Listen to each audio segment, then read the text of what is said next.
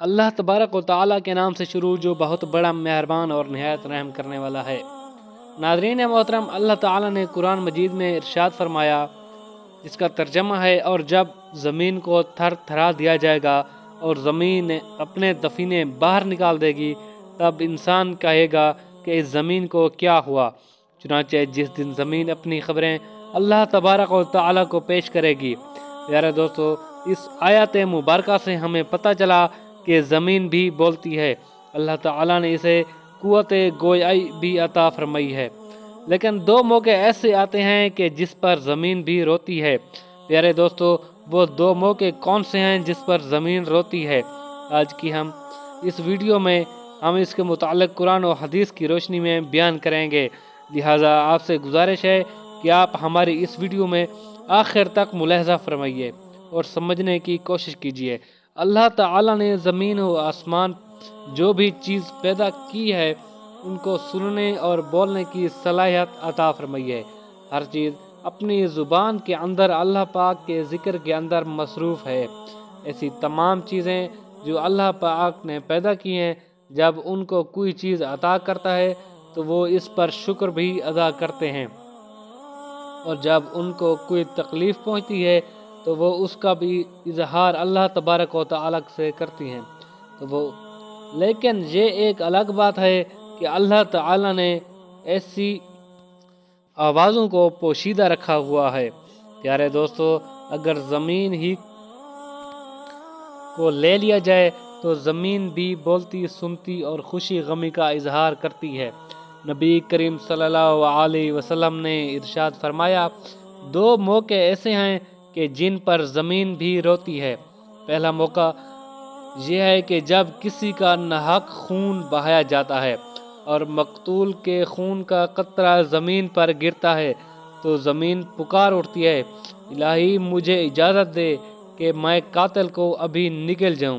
چنانچہ جس پر آواز آتی ہے کہ ذرا صبر کرو، یہ تمہارے ہی اندر آئے گا۔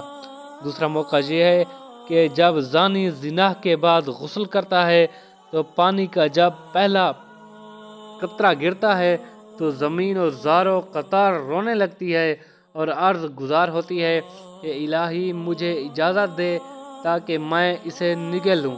تو آواز آتی ہے، صبر کر، یہ تیرے ہی اندر آئے گا۔ پیارے دوستو، زنا کاری ایک لعنت، ذلت اور پستی کی علامت ہے۔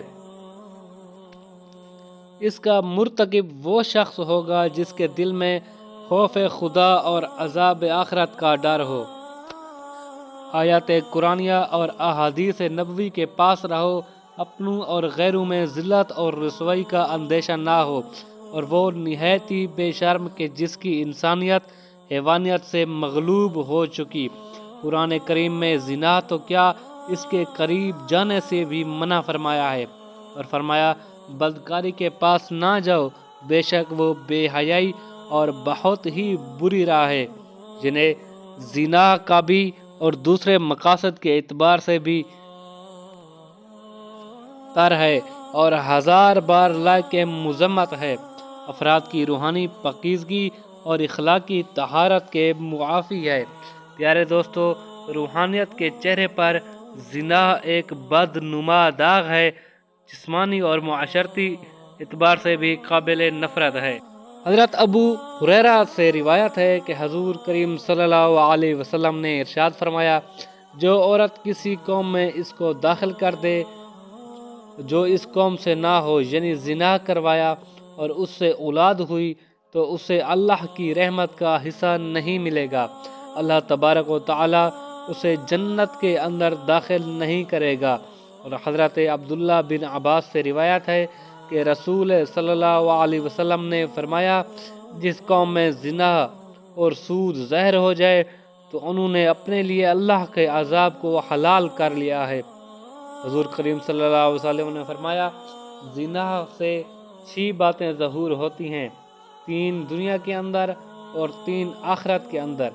دنیا میں زانی کا چہرہ سیاہ ہو جائے گا اور اس کے رزق میں تنگی آ جائے گی اور اس کی عمر سے برکت کو ختم کر دیا جائے گا، اور آخرت میں اللہ کی ناراضگی کے اندر گرفتار ہو جائے گا۔